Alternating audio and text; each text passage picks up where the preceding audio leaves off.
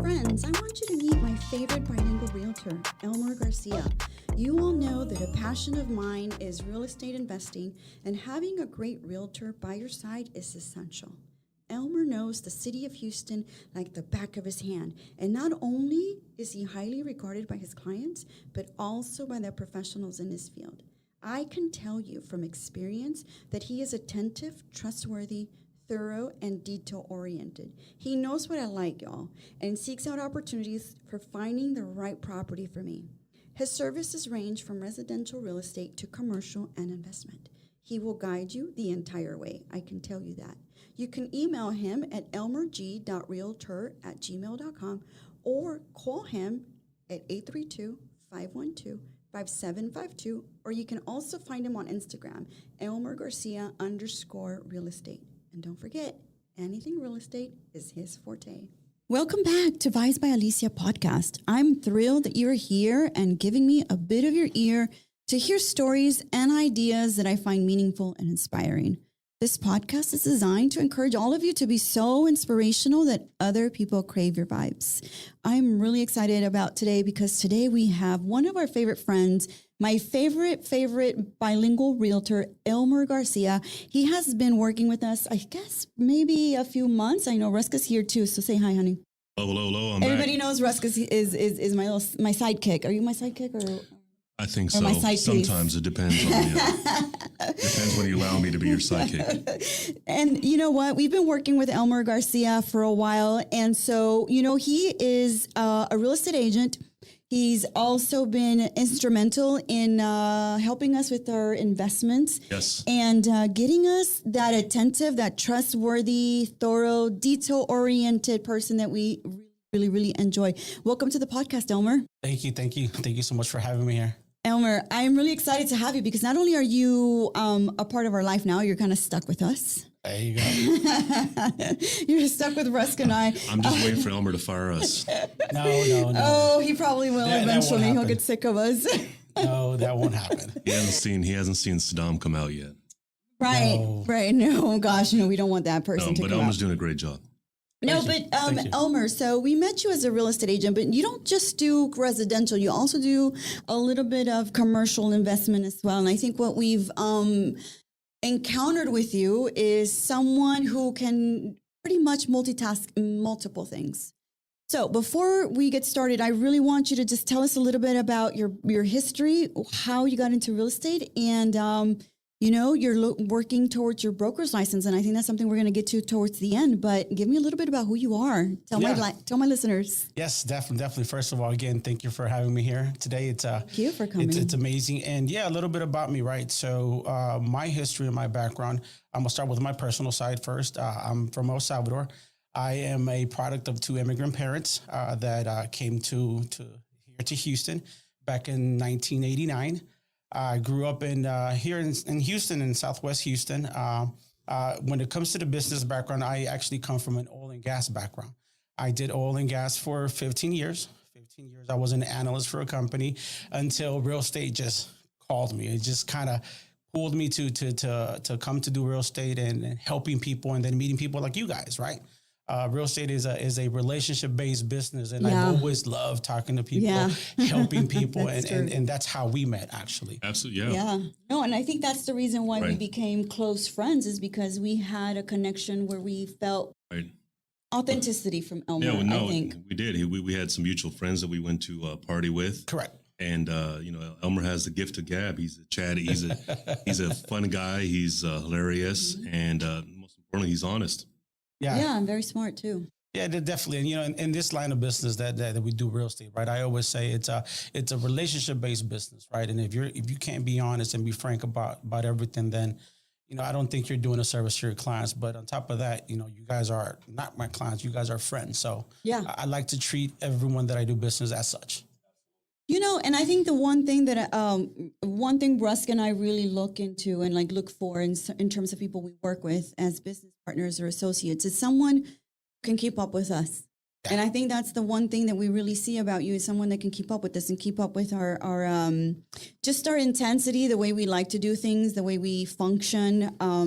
And that's not easy because there's other real estate agents that we've worked with before and they can't. And so, tell me about that motivation for you to be so committed to what you're doing.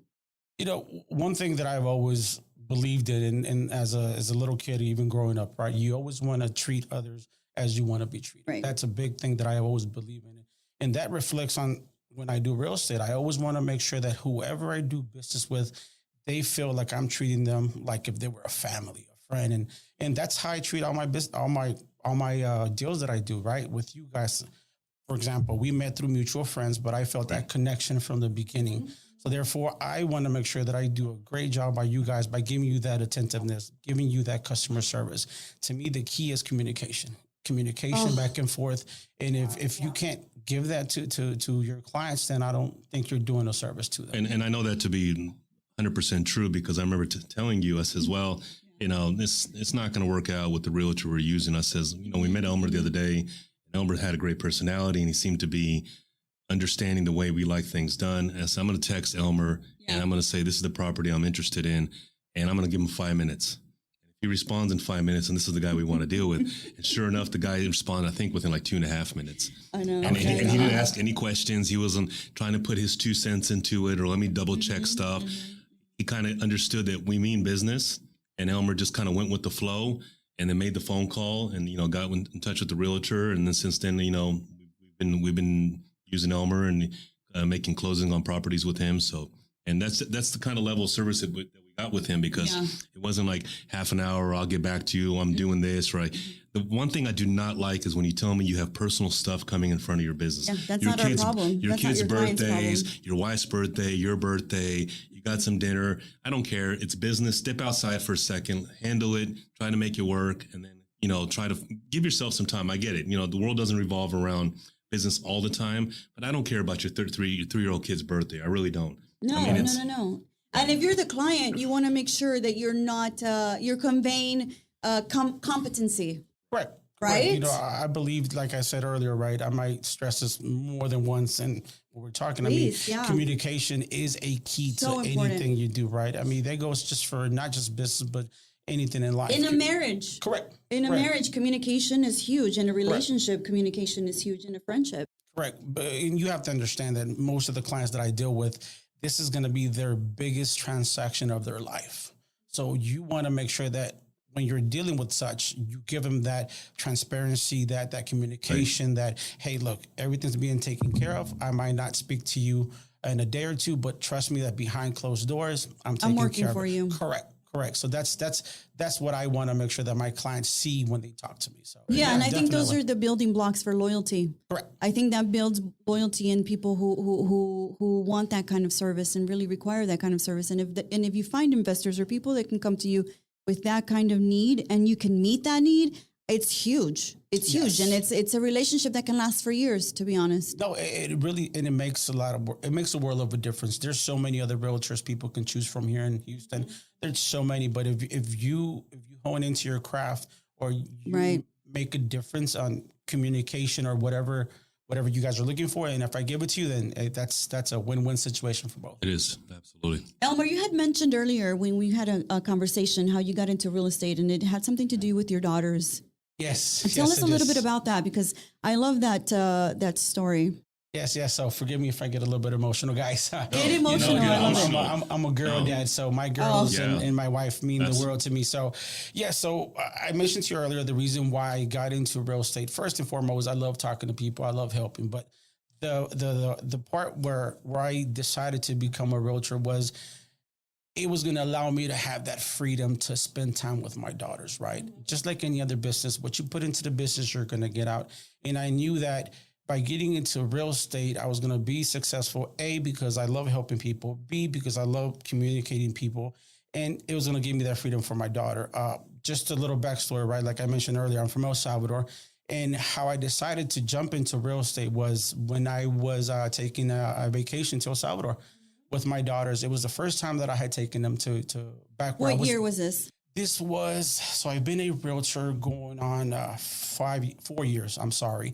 So I want to say maybe 6 years ago. Okay. We took a trip to El Salvador. I took my daughters back to where I was born, and we had a moment, just sitting there and taking my daughters back to where I was born and tell them, hey, look, this is where Daddy came from. Daddy came from this small little town in El Salvador to what we have now. One, I want to make sure that they know that never take anything for granted. What we have now is more than a lot of people from the South could ever hope to have or wish to have. Right. Mm-hmm. And at that moment, I said, these are the type of moments that I want to spend with my daughters. And having that 7 to 4, clocking in, clocking out, having to answer to someone else was not going to give me that freedom that I wanted to spend time with my daughter. So I decided, even on the way back, flying over to Houston, I was in my mind, I was like, real estate, I think is going to give me that freedom. How old were your girls back then? So my oldest one right now is 16. I had this idea. She was at that time, I believe, 11. Oh, 11. She was 11, and then my youngest one was 6. 11 and 6. And I had in mind that she's 11. She's in middle school. Then she's gonna go to high school, and then she's going off to college. As a father, the times that you don't spend with your kids is a lost time, right? So I wanted to make sure that I spend as much time as I could. And again, that 7 to 4 wasn't going to give me that time with her. Right. So I decided to jump into real estate. I knew I could make it happen. And thankfully, and thank God, I've been pretty successful and it has allowed me to spend more time with them. Yeah, as a father of 2 teenagers ourselves, we can definitely relate to that, because those are, especially with girls, it's a little bit younger, that's the instrumental age for them, right? That's when they kind of need the most amount of guidance. And I think it's, especially now, we talk a lot about, and I'm not trying to get off the subject of real estate, but we're I think a lot of time when our parents were raising us, there was a lot less external things affecting our parents. And now we're constantly bombarded by negative news and information. It's 24-hour news cycle and stuff like that. So, and it's hard for that age group to handle all that information. We weren't privy to that information when we were our kids' age. We were kind of secluded in a little shelter in our homes, and we had landline phones. We had landline phones, right? So you didn't have that smartphone, right? So this adolescent brain is not fully developed to handle all that kind of stuff. So you did absolutely, I think, the right thing, and I did the right thing too when I left my business as well. So I figured I needed to be there for my boys at the same time, and because why else would you have kids? Correct. You want to be a good parent. I mean, you don't want to be mediocre, just like you don't want to be mediocre what you do in your career. You don't want to be mediocre being a husband or a wife, and you don't want to be mediocre at being a parent. You want to be good at being a mom and dad. You just don't throw the kids out there and let them sink or swim, and that's not the way it should be done. Yeah, no, that makes sense though. I mean, that time you can never get back. No, and that was one of the main reasons why I did get into real estate, was to get that time with them. And the minute I got into real estate and I became a realtor, my oldest one noticed it right off the bat. She even came up to me one time when I left full-time job that I had, right? Like I said, oil and gas industry, and I left it to become a full-time realtor. She noticed, Dad, you seem more at peace. You live more at peace. Yes, so right. What a beautiful way to validate what you've done. Yes, right? Absolutely. To have your daughter even say something like that. That was the moment that I knew that I had made the right decision, because obviously, we as parents go through a lot behind doors, closed doors, that our kids have no idea what's going on. But one way or another, they see that stress on you. They see that you're stressing. You don't tell them, but they see that stress. And the minute I made the jump to becoming a full-time realtor, I felt that peace. I felt that, oh my God, I have a big weight just lifted off my shoulders. I don't have to go to 7 to 4. I don't have to clock and answer someone. And she saw it right off the bat. She said, Daddy, you look so happy now. Yeah. Yeah, you have more control of your life, your schedule. You do. So, Elmer, all 3 of us are children of immigrants. Do you find that there's a generational curse that we find ourselves having to achieve more and more and more so that we meet the expectations that our parents want for us because they took such a trek? I mean, your mother took a trek, took a major risk to get to this country. Rusk's parents as well, they came from Europe, and mine from Mexico. Did you find yourself having to really make an effort to achieve because you owe them that? That's a great question. Yes and no, right? I don't think it's a generational curse. I think that our parents gave us what they could with what they had, right? They didn't have the opportunities that we have here as they did, right? I believe that it does make me to work harder. It does make me, hey, look, my parents gave me the little that we had at that time with what they could. Now it's up to me to do the same thing for my daughters, but in a bigger grand scheme of things. They gave me all they could with what they had. Now it's my job to give and leave my daughters and give my daughters with what I can. But do you feel the pressure to achieve a lot and really to meet those expectations? Our parents, like for example, our parents will not be satisfied until we've accomplished the epics, like because that's their sacrifice. They want that for us. Yes, and do you feel that pressure yourself? I did. As when I was younger, I did, because one of my mom's goals was always to have kids that graduated college. Yeah, that is their dream, right? They come to this country to give us a better life, and in their minds, reaching a goal such as graduating college was a major thing for my parents. So yes, I did feel the pressure from them when it came to education and making sure that I graduated and went to college and got a degree. One thing they always told me is no one can take that education from you. No one can take it from you. So on that aspect, yes, I did feel the pressure, and thankfully I did go to college and I did graduate. So they're very happy and content with that.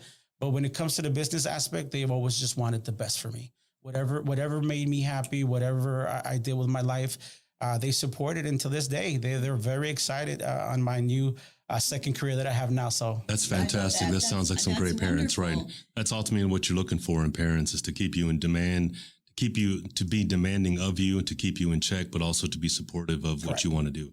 Yeah, because it's interesting that even like when I graduated college, I think my dad finally took a breath and he was like, okay, go do whatever you want. You have a college degree. Yes. Rusk and I were dating, and I told my dad, I said, well, I feel like I want to go with my boyfriend to New York. I mean, that would be like such a no-no.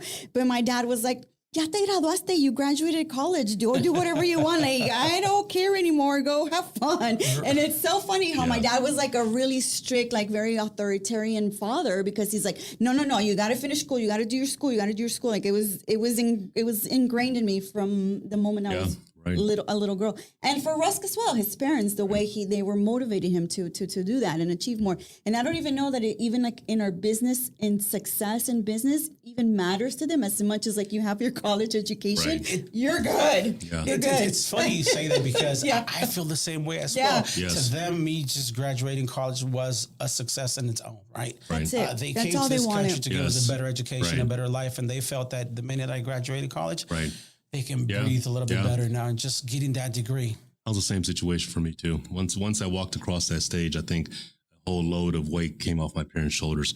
What happened after that, I don't think they were as concerned, but they just knew that you had something to fall back on, right? Yeah. Yet they're supportive though. Right, they're supportive. Oh, Right. yeah, of course. Yeah, they're supportive. Right. Sometimes they don't understand what I do. I try to explain to my parents what a podcast is, and they're like, I don't get it. I don't understand. Es como el radio. Yeah, my parents don't get it either. Sí, es como la radio. It's just modern day radio. I know. Right. And so, but my dad's like, Drink but are up, you Elmer. happy? Are you doing good? And I'm like, yeah, I love it. It's the best thing. My dad's like, great. That's Good. Fantastic. You're That's happy, wonderful. they're happy. Exactly. That's how they see everything now. So how long have you been married, Elmer? Oh, And why are you going to put me on the spot like this? Go ahead and mention. Oh, are you going to tell him to say the anniversary date and everything? I mean, don't put him on the No. spot. So we've been married going on 13 years. 13 years. But we've Right. been together going on 16 years. Fantastic. Yep. Want to throw Marjorie in the... Yes. So I've been married to my lovely wife, Marjorie. There you go. Marjorie, like I said, for 13 years, but together for 16 years. Fantastic. Hondureña. She's Honduran, right? She was born here in Houston, Right. but her parents are from Honduras. Correct. I love it. So And she's an assistant principal, and she wants to work on her Correct. So on her doctorate, right? Correct. So by trade, my wife is a CPA. She's an accountant. A little bit about her. She was an accountant. She became an accountant when our daughters were pretty young. They were, I believe, 6 and 1 at that point in time. And, an accountant job is very demanding. Right. It was a 7 to 7 type deal. And there was times where she would leave to work. She wouldn't see my daughters. She would come back after work. The girls were asleep. So she decided to move on to her second career, which is teaching. She now teaches and she loves teaching. She started as a teacher, Fantastic. moved on to specialist, and now she's a assistant principal. It's such an underappreciated and undervalued profession, and the monetary compensation that they get for the contribution to society that teachers contribute is just really just doesn't even come close, right? I've sat there. I remember telling this story to Alicia several times when Alex used to get out of school, and I would sit there in the teacher's parking lot because I never follow the rules. If they tell me to park over there for parent pickup, I park where it's convenient for me. As you can see, I'm parked and handicapped over there. Mm-hmm. So, and I used to park in the teacher's parking lot. But the point of my story is that I would see teachers walking in to their vehicles, and they would just literally be throwing their suitcase or their backpacks, and they were just stressed out. Imagine dealing with adolescents, middle school, high school, hormonal, moody kids, right? No, it's they don't not appreciate easy. anything. There's It's nobody. difficult. They all hate the teachers. They're all losers. They're all and getting paid. I don't know what they get paid to listen to that shit. I'm like, unbelievable. I don't envy their position. Yes, I totally agree with you. I think they're underpaid and underappreciated. I never realized how much teachers do until my wife became one. Yeah, no, for she became sure. one, and then the stories that I hear and everything that she goes from a day-to-day basis is just so much, and it makes me just really appreciate educators. And yes, definitely underpaid. No, for sure. And I think when I was teaching and Rusk had his shop, he would put a box of donations because I was always buying things for my kids. Oh. And so at the shop, he would put a box of donations, and his clients and his customers would come in and donate money for the fund because, I was always buying things for my students. Like I was always, because I knew a lot of them couldn't afford things. Yes. So I would have to go out. And so one day he just had an idea to put a little donation box. It's like he would say to his customers, my wife is a teacher, if you want to donate to her fund, like she buys, supplies and things for her kids. Yes. And so that was another way. And it's true, like when you're married to a teacher, you really realize that it takes a toll on them. It's not just emotional and physical. Oh, yes. Mental. I totally agree. And, funny you mentioned that about buying supplies for your students. My wife is the same way, right? I used to do that. She really, really enjoys what she does. And she always wants to go above and beyond to help her students. And sometimes it's the small little things that count, right? It's a small little things. pencil, a little small notepad that their parents probably can't afford. My wife teaches in a district where it's underprivileged kids, right? A lot of poverty. I guess you could say poverty, but they can't afford a pencil or a notebook. So she's always trying to go above and beyond and help them, whatever she can. And that's it's sad because it's we live in one of the greatest countries in the world, and we can't provide the basic needs, the necessities for a good public education. It's pathetic. It really is. It really is.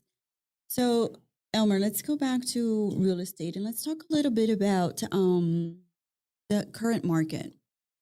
I have a lot of my audience knows that Rusk and I are in real estate. We do investments. So tell us a little bit about the current market and where do you think it's heading for the 2023? Oh, yeah, definitely. So the market, as we all know, is shifting. We had the COVID time where it was a very hot market. Rates were at an all-time low, sub 3 at times. And it was a seller's market at the time. People were selling their properties. People were overpaying for homes. We had out-of-town people from California, from New York, from Florida coming into Houston and buying real estate. But now, since the rates have gone up, it has shifted. It is becoming more of a buyer's market. Buyer's market / Well, let's just back up just a little bit. Why was that over COVID? What was it about COVID that made the economy, the real estate economic shift to where people just went bonkers? What was it about that particular situation? Because I think a lot of people don't understand what it is happening now, and they always compare it to what it was 2 years ago. And 2 years ago was an anomaly. What's happening now is kind of what it's really the norm, right? But what was happening? I think people need to hear what happened 2 years ago to make that situation not the norm. Why were people doing what they were doing? Well, first of all, I mean, we can always accredit all that to the rates, right? The Feds dropped the rates, and therefore it affected everything we do. Interest rates dropped from one day to the other. I think COVID hit in 2020. It started around February. Yeah. March, obviously, they dropped the rates. Therefore, people got more buying power. When there's a lower interest rate, you can afford more of a home. So therefore, people started purchasing more, and actually the market just blew up. It became it was a seller's market, yes, because like I said, the interest rates, it allowed people to get more buying power. Therefore, they started buying more. But at the same time, it was a buyer's and seller's market at the same time. So yes, we accredit all that during COVID was the rates. Why was it a buyer's market? It was a buyer's market because, like I just mentioned, right, whenever you're buying a home, what dictates your monthly payment and what dictates what you can buy is directly affected by the interest rate. Interest rate now Right. versus what it was then, Right. we're talking about 3-4 point difference. Right. If your interest rate is at a 3% interest rate, therefore you can afford more of a home at that point in time. And therefore, it made it a seller's market because so many more buyers came Correct. came online to the market, searching for properties, searching for something that they couldn't afford just a year before, and now they're looking for something that they say, "Hey, I couldn't get it, but I could capitalize on this particular situation now." And so then sellers decided, I'm going to take advantage of this and mark up the prices a little bit, right? Just to give you an example, I was working with a client at that time, pre-COVID at that time. It was a great friend of mine. He says, Elmer, I'm ready to purchase a home. Obviously, the first step of getting a home is getting pre-approved to see what that buying power is. He applied, got an interest rate, I believe, at that point in time, almost 5%. His payment was going to be a little bit higher than what he could afford. I believe at that point in time, it was going to be close to $3,000. He was like, you know what? I really can't put myself in that bind. I can't afford this type of payment. I'm going to hold off. And this was around January timeframe of 2020. COVID hit. It changed everything. That same client that couldn't afford a home in January came around March, April, rates dropped. The payment that was almost $3,000 in January became a payment of $2,400 Right. come March. So that buying power is what gave, it was a buyer's market. But like you said, at the same time as a buyer's market, it was a seller's market because people were buying. We couldn't keep inventory. There was no inventory. Everybody was buying and buying. Therefore, it became a seller's market. Friends, here are a few ways that you can support us by supporting my sponsors, Elmer Garcia, Realtor, and AVS Concepts, Audio and Video Home Entertainment. Those are my sponsors. Go follow them. You can find the information on the description. The other way you can also find out of everything that we're doing is join our newsletter at tbbbyalicia.com, and that's going to give you all the things that we're talking about, everything, all the resources, all the stuff that you want to know. The other way that you can also support us and keep our podcast striving is through joining our Global Vibes Insider community. What is that? What is the Vibes Global Insider? It is a group where you can come in as an insider and subscribe and join to the community. And it was created for you, to inspire you, to educate, to show how you can craft the life you wish to live. It is filled with experiences, including in-person events, business masterminds, speakers, resources. You get shout outs in the podcast. We invite you to workshops.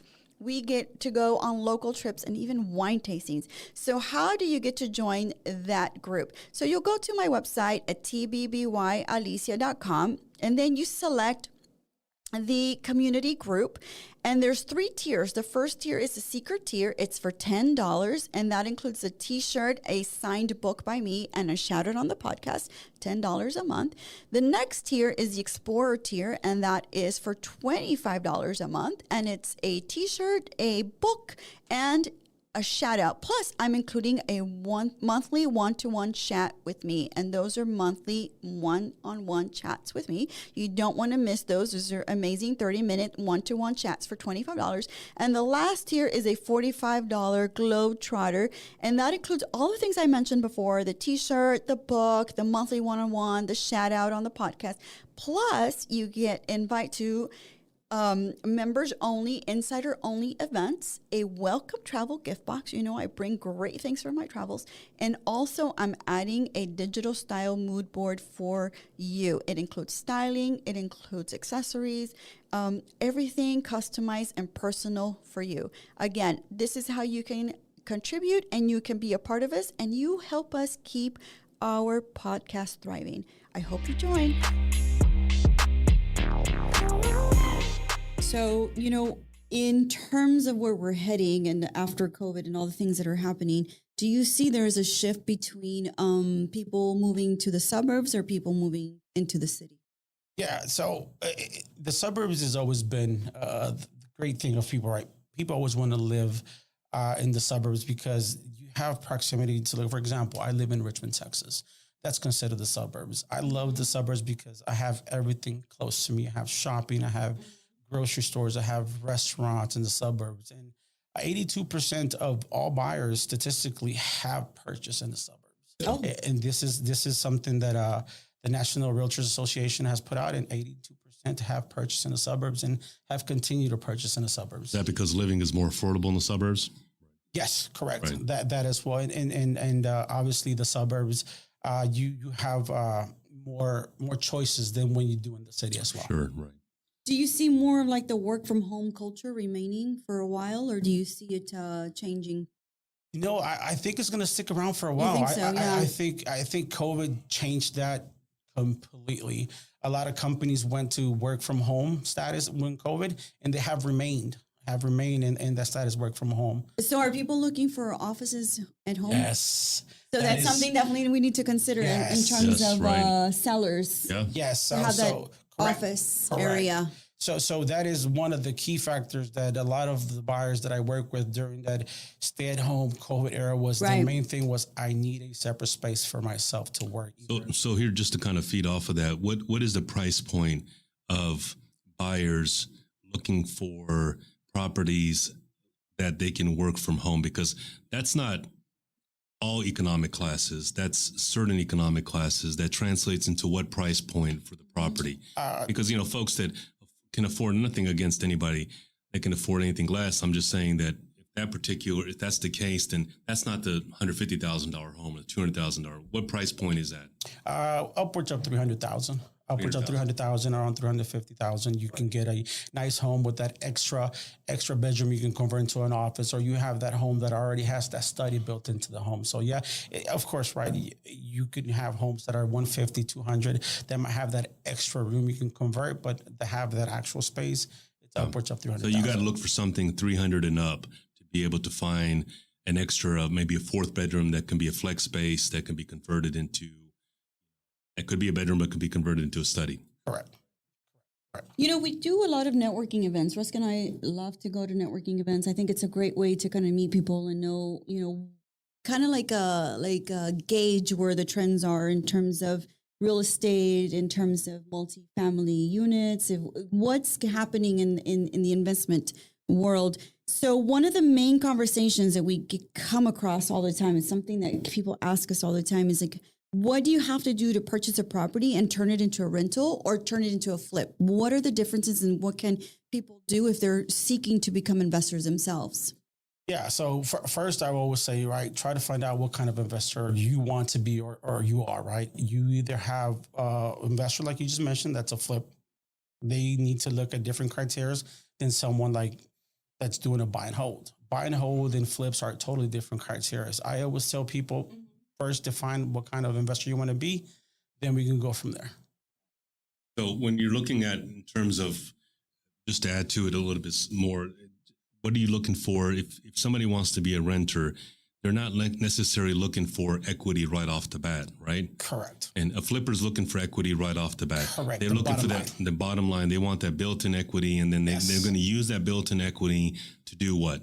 So obviously, okay, so let me just backtrack here. So when you do a flip here, the bottom line is what matters to them. Right. You're going to look at it differently than you're going to do a buy and hold play, which is more of like what you guys do, right? Renters. When you're doing a flip, you want to make sure that after repair value is what you're looking for. And if that hits the number that you're looking for, then you move forward with that home. So let's run through an example. Let's say that you have a property that came on the market for $200,000 that has an after repair value of $200,000.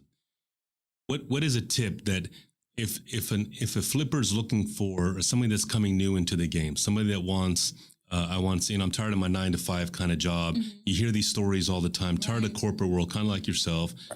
10, 15 years, they want to have more control over their lives and they'll have more flexibility. And so they want to come into this market. I want to do some flipping. I got this cash I saved up. I was in the oil and gas industry. I got about 250, 300,000 saved up. I could put maybe 200,000 towards property. And so we go to these networking events and they ask us, how do you do it? And I said, well, there's certain steps you got to look at if you don't necessarily have a realtor. So besides the realtor coming in, let's say put yourself in the shoes of somebody like a flipper, and they identify a property. What is the easiest way for them to take a look to see if this property is correctly priced for a flipping situation? Right. So the golden rule that everybody goes by is that 70-30% rule, right? It's that you want to make sure you buy a property that's 30% below ARV, which is after repair value. You always want to buy a property that whenever you're going to put in the cash into fixing it, you're still going to get a nice return at the end.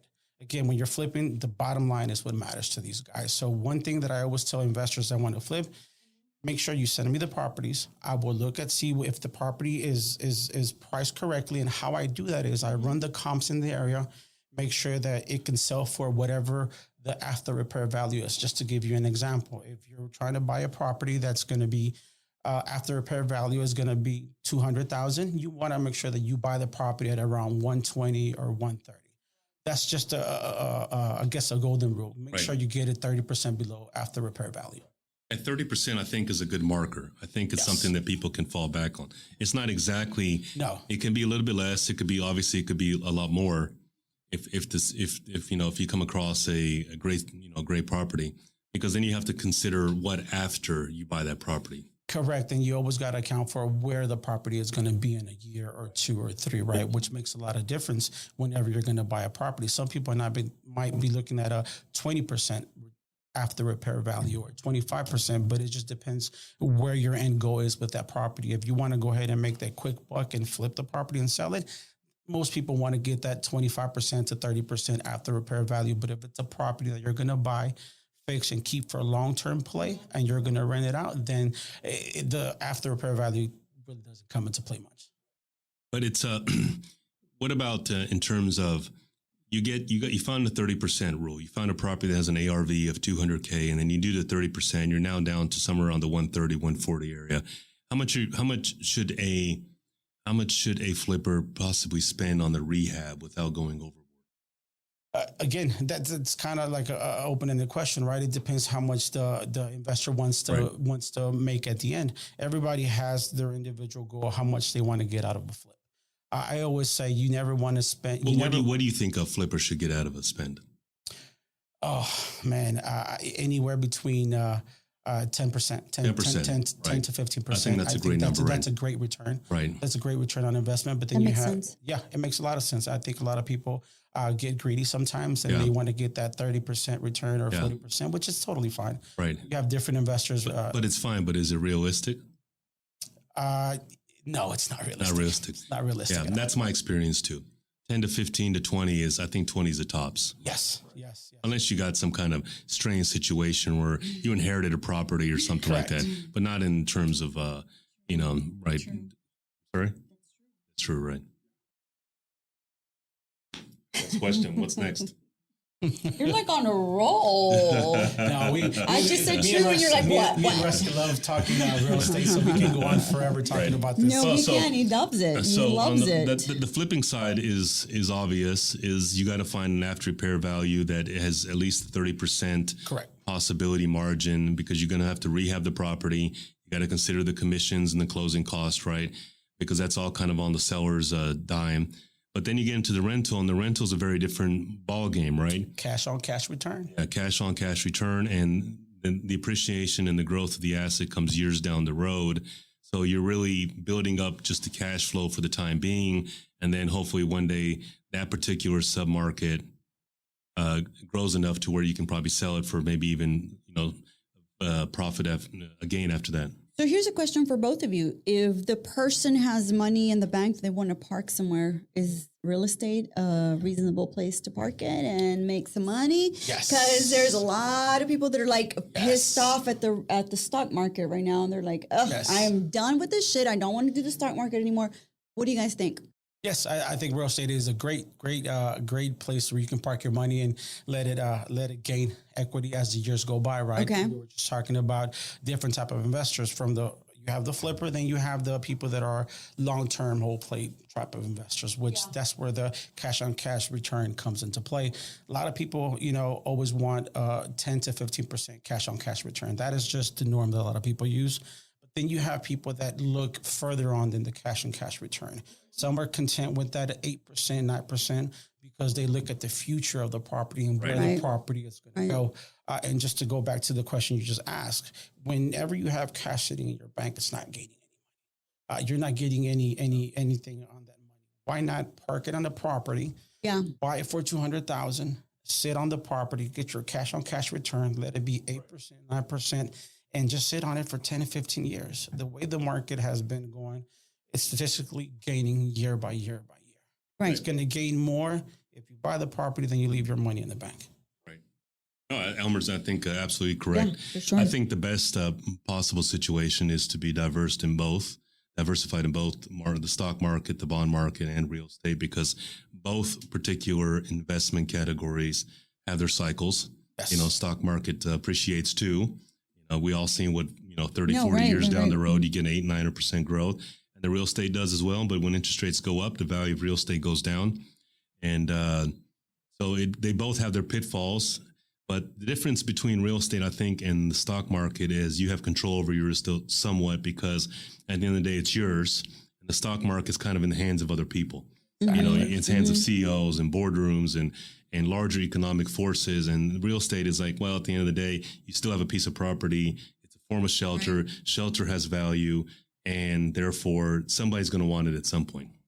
So true. So if someone is a seller and they wanted to put their home on a listing and they want to come to you, what is the first thing you say you've got to work on and you got to fix?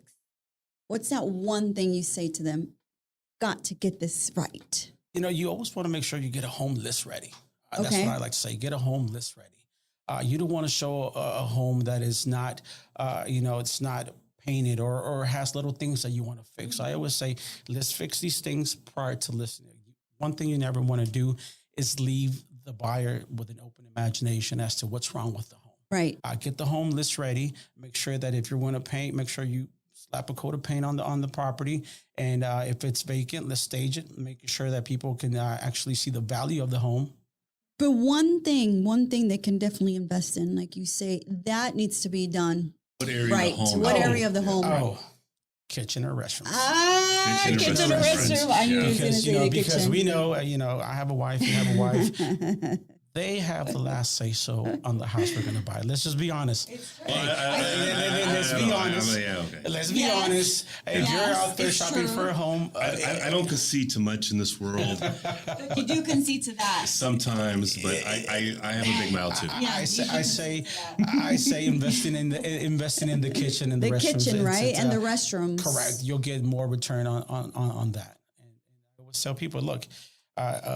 Slap up a coat of paint makes a world. I love it. You know, one thing that has always sold our restrooms when we do our flips is the lighted mirror. The LED mirrors. The LED mirrors. Oh my God. Yeah. People love those, especially if like they're women and they're doing like their little Instagram account and they're doing their makeup tutorials. Those are amazing. And I think every single house that we flipped has those LED mirrors. Yeah, they do.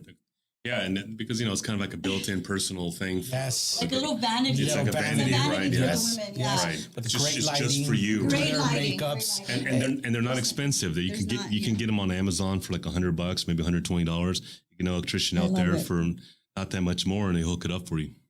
Yeah, that's one of the things that we kitchen and restrooms. Yes. Kitchen and restrooms. Well, I guess it makes sense because that's kind of probably where you spend most of your day anyways. Correct. No, that is true. That is true. I mean, women spend a lot of time in the kitchen and You know, The men in the restroom reading the Financial Times. men get the restroom or want to have that peace and quiet. That peace and quiet. No, but yeah, I always tell my sellers that if you want to list a home, make sure you invest on the things that are going to give you the best return on your investment. So yeah. I love that. That's a great advice. It's something that definitely needs to happen. So, Elmer, let's just get into some little one fun question, just because I'm obsessed. Just because I'm obsessed with all the real estate. Elmer admitted offline. What? He's a cheesemaker kind of guy. Oh, he's a cheesemaker kind of guy. Yeah, I love the cheesemaker. You know, you love your cheesemaker too. His wife is probably laughing Russ won't say this, but Russ is just as obsessed as I am on the real estate shows like $1 Million Listing, Selling Sunset, Selling OC. Russ loves him as much as I do. Admit it. You do. I don't know about the Selling Sunset. I'll tell you why, because that's extremely superficial to me. I know. It's so superficial. It's just but like the $1 Million Listing New York and LA you love. You know Flag, you know Altman, because you know those guys, Frederick. Those guys are real. Even not just those guys. I mean, even what's her name? Tracy Tudor. Right. They're fantastic. They get into the trenches. They do the negotiating. Do you think they portray realtors realistically, Elmer? Oh God, no. No. Right. No. At the end of the day, we have to understand it's actually a show, guys. Right. It's a show, right? Yeah. Yes, I love watching them. I am a victim of all these shows. Can never get into Selling Sunset. It's just too much of a drama show. But what about when you encounter the realtors?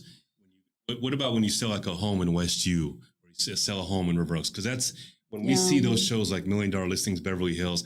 That's our connection. Is like. We think of those realtors because there's like these, you get this list of realtors that sell the $1 million homes in Houston. They come out every year. It's the same 3 or 4 people all the time. What, the Martha Turners? Martha Turners. now it's Douglas Elliman, I think, Douglas right? Elliman, Right. And but that's not the case, right? Even those people that sell those homes, I mean, those people that sell those homes, that's not how it is on TV, right? No, God, no. You know, every time I watch these shows, I always get a laugh at it, right? Because I watch all these shows from the beginning of HGTV. Everybody watches HGTV. Oh, all the rehabs and flips. Right. And those are the shows that just... And they make it look so easy and fun. They're not easy and fun. But it can be. It can be fun. It can be, but they're usually not. But they make it seem like it's just from A to B, and that's just not true. Right. There's times where they sit here on TV and negotiate for the client, which is something we as realtors never negotiate for our clients. Right. We always have to consult with our clients, and we legally, exactly. Right. Legally, even if you get a bullshit offer for $100,000 less than the price, you legally are obligated to reach out, right? Yes. These shows do not depict what we go through as a day as a realtor. Yeah, they're fun to watch. Watching all these $1 million sales in LA and New York and so forth. But no, they don't do a great job of depicting what our lives are on a day-to-day basis. Right. I think a lot of those shows leave out the weeds of their work, right? They'll bring out a $20 million home or $75 million home out there in Beverly Hills somewhere. It's like, wow, look at this. And it's an amazing, beautiful home. And the developer did a great job. But what they don't show you is all the other shit they sell in between. They'll get that $175 million home a year or every 2 years or $120 million. But then they got all these $300,000-$400,000 houses that never makes it on TV. No, God, no, they won't. And again, I always tell my clients, it's a show. They always want to put the biggest and brightest and the most expensive. But the problem is that the show's influential. It really is. And then we all thinking our realtors should be just like those people, right? Hey, look, I can tell you something right now. It's up to the realtor to educate the clients. Look, it's not an HGTV type of scenario. Right. You always this is the real world. Exactly. I love that. And I think the one thing we definitely take from these shows are the design ideas. Yes. One thing we definitely take from these shows, Rusk and I have been able to implement in a few ways, is the design ideas, the way they go about redesigning a restroom and redesigning a kitchen to make it look luxe and expensive without spending a lot of money.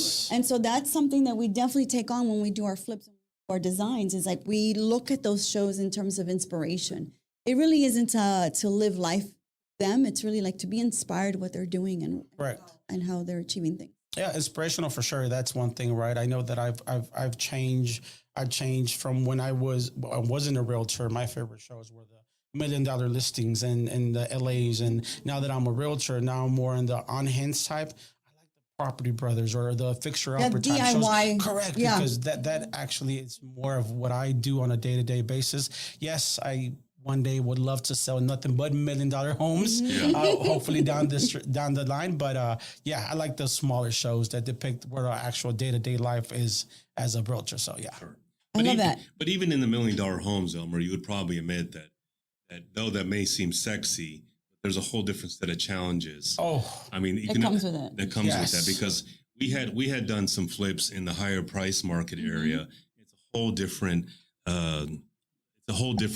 set of clientele. it's buyers. a niche market. It's a very niche market. Right? Correct. And instead of doing, selling homes, I can sell 5 in a month at $200,000. You're going to sell this $1 million home. It's going to take 3 to 4 months because the folks that can afford that price point are definitely more discerning. Definitely more.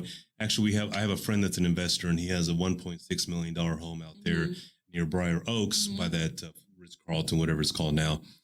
And he was telling me, I said, you had an open house, and I was asking him, I said, so what are these buyers looking for? Well, they want to know if they have a mosquito spray system in the back of your house. Oh. They want to know if the house has an elevator. They want to know if if it comes with the pool service. It's like, oh my God, these things aren't even. I'm doing these homes for $200,000. No, that doesn't even Roof AC foundation. Mosquito repellent. Those are the challenges that we don't have to worry about when you're dealing with a $200,000 home or even a $300,000 home. I said, right? you got to be kidding me, right? They want a It's a niche mosquito market. spray. He goes, well, they can afford a $2 million home. They want that. Yeah. Well, that's interesting. All right. So, Elmer, before we go, your favorite places in Houston to set up a meeting? Go. Oh God. Okay. Let's just say like a coffee meeting or something you want to. Coffee meeting. I always like going to the small coffee shops. I'm a type of guy just like you guys. You mentioned we support local businesses, and We do love supporting local. yes, I like a friend of mine, Brian. He owns a couple of coffee shops out in Katy, one in Richmond and one in Katy. It's What's the name of Brian's? oh, Jesus. Okay. What about for dinner? When you want to go out for dinner? Dinner, I always like going to local Mexican spots. I like to Lopez Mexican restaurant. Oh yeah, it's not far from here. Right, Yeah. it's a local, right on Westheimer. local family owned restaurant. There's different spots that I like actually going. I took Russ to one of them. Yes, it was Just fantastic. recently. Which What was the one? name of that place? I told Lacey, but I can remember Yeah, the we name. couldn't remember the place. No, it's Taqueria Laredo on Washington. That's right. Okay. Have you been there? No, okay. I haven't been yet. It was really good. No, It was but really he good. told me that he loved it and it was Yeah. great. I'm like, what's the name of it? And he couldn't think of the name. Right. You were like That's struggling with that. It was so obvious. It's right on. Taqueria Laredo. It was on Washington by that other Tex-Mex place, the tacos to go. Oh, tacos. Some shit No, like that. it's a family owned business. It's Yeah. been around for quite some time, and their tacos and their menudo. So, Elmer, where can people find you? Oh God, my name is Unique. You can find me on Instagram, Facebook, TikTok, LinkedIn by my name, Elmer Garcia, and Elmer Garcia bilingual realtor.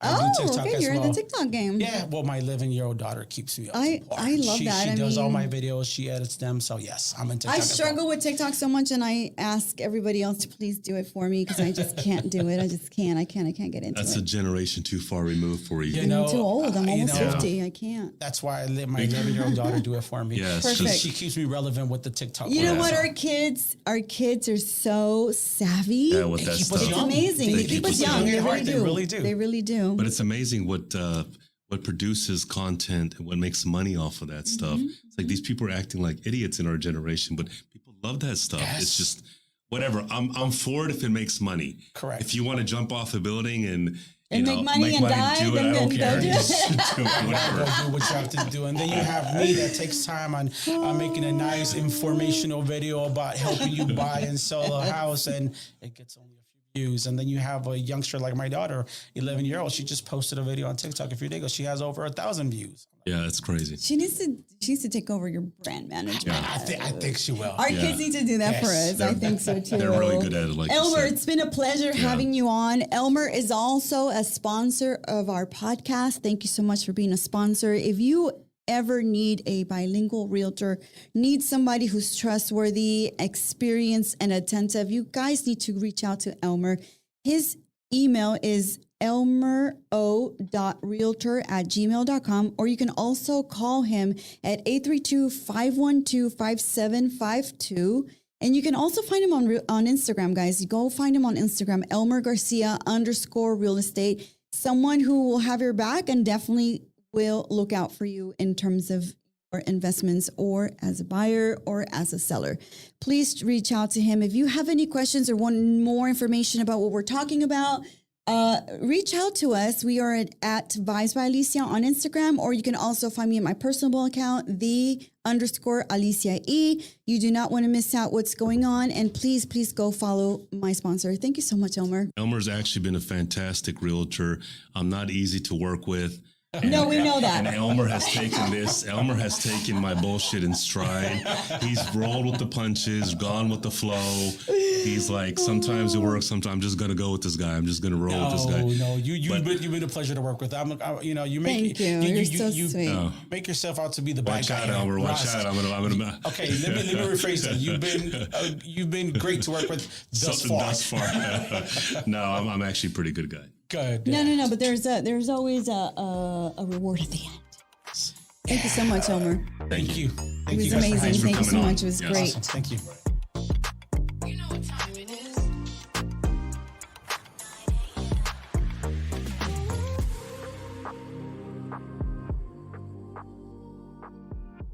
Friends, I must tell you, I know the place to go if you need house audio, TV installation, security monitoring. I am telling you, these people are so good that I cannot wait to share them with you. AVS Concepts is the place to get all of these things taken care of. They're the experts in audio video. If you are entertaining and you need music, call them.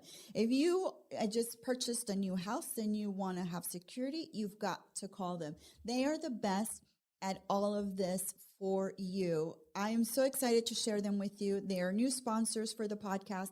You will not regret having them in your house. They can put anything up and create the most amazing surround sound. I am telling you, when I watch my movies, I like to watch them with surround sound. And thanks to AVS Concepts, I can do that. Follow them at their Instagram account, AVSC_HTX, or you can also find them at their website, avcschouston.com, and tell them that Alicia from Vibes by Alicia sent you, and they will take care of you. I promise you.